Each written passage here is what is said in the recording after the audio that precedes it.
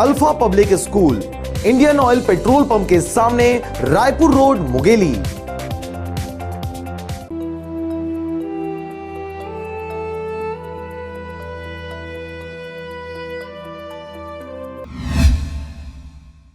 कबीरधाम जिला अंतर्गत आने वाले ग्राम दुल्लापुर बाजार में भक्त माता कर्मा मंदिर में प्राण प्रतिष्ठा एवं नवीन भवन का उद्घाटन कार्यक्रम रखा गया था।